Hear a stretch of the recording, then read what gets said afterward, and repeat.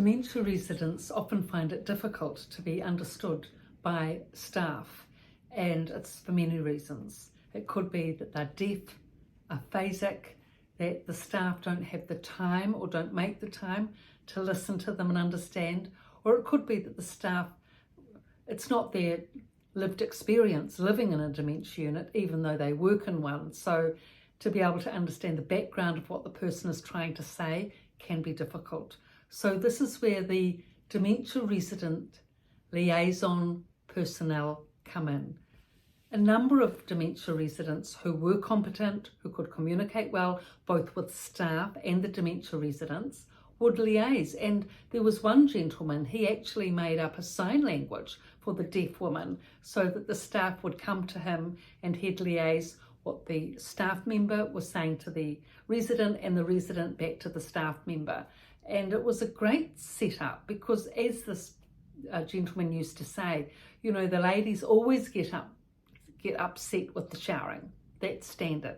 So then they get confused and escalated, and then they don't understand anything of what anyone's trying to say, and they start screaming and shouting, and it all becomes a commotion. But because he was very kind and compassionate, and he got on very well with all the women, would introduce himself to them each morning. He'd go around everyone and say, good morning, how are you? Help anyone any way that he could. So these escalated women knew him well and trusted him. So he was able to understand from their perspective what it is that they were trying to say to the nurse.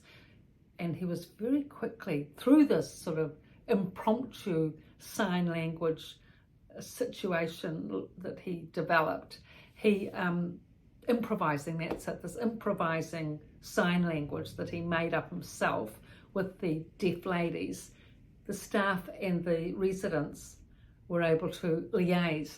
Now, there was another gentleman, exceptional in the extreme, because he really made a lot of effort to liaise with the staff. And most dementia residents really don't make a lot of effort. I mean, they'll be pleasant. I mean, certainly staff are pleasant to dementia residents and vice versa. They'll be pleasant and maybe some light banter, but not like a proper conversation. So anyway, this gentleman, he really made an effort to liaise with staff, and this is some of the comments that he used to say. He said, look, we can think, we are not idiots, and we can adapt and overcome. And I give ideas to staff and they are chuffed that I do, and I want to work with them so that we can all stay on course and adapt and overcome. We've got to get the ideas from here and then let it flow out to the other people. Now that was very articulate language from this man who, you know, pulled himself up from the booth. He was very depressed initially, but he pulled himself through that and came to the end, was aphasic at times as well. So he really worked hard on himself. He came to this point where he developed enough confidence in his speaking and his communication style and what it was that he had to give and offer to staff and to residents to be able to speak to residents and staff in this manner. And he really wanted staff to work with residents and vice versa, which really doesn't happen in a dementia unit. It's really generally two separate camps. But from his perspective, he felt that progress could only be made if both camps were working together. And he really was remarkable, actually. Because of all his effort. He was a tall, glamorous man. He was early 70s, good looking, good posture, beautifully dressed. And so he had a command that most dementia residents don't have. And so he was taken note of by the staff, more so than others. But he was very kind as well to the dementia residents, especially the sick, unwell ladies. I mean, which, you know, most people don't really go out of their way to help the really sick, unwell ones, not the dementia residents, not for long periods of time. I mean, they have compassion and sympathy, but they won't sit for hours with them But he did. He said to the staff, look, I can look after them. You just come up and ask me. I want to help, and I'll sit with them for as long as I need to. And he did. And they did ask, and he would sit with them. And it was a great solace and kindness and generosity on his part. And those sick, unwell ladies who were just lying out, on the lazy boy recliner chair, very unwell, with no friends or family visiting, he'd sit there for hours. Yes, they need me, and sometimes he'd put his hand on their hand, or just sometimes say nothing, but just sit with them quietly. Just his presence was so consoling. And so the staff would ask, well, can you please sit with this lady?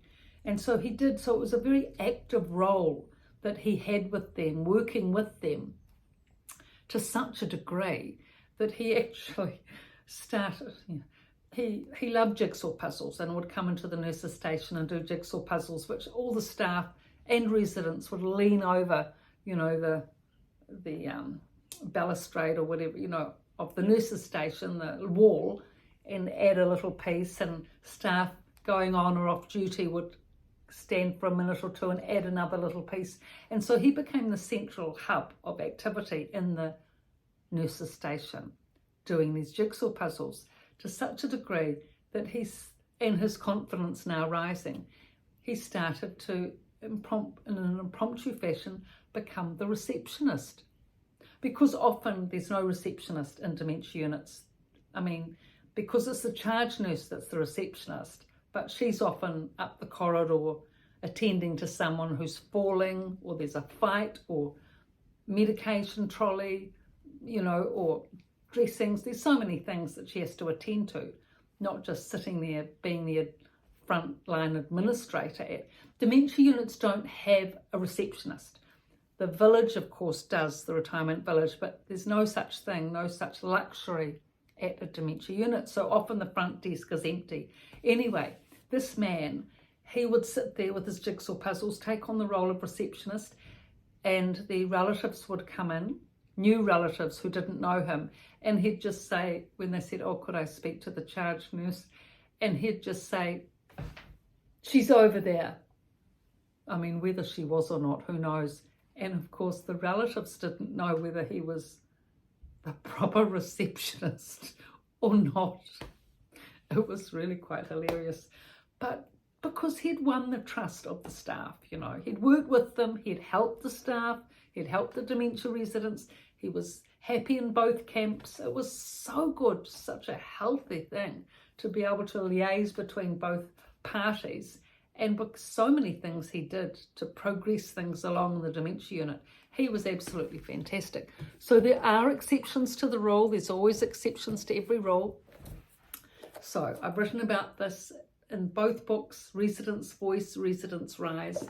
Everything in the description below. Good reading. Thank you for your viewing. Please subscribe and like. Thank you.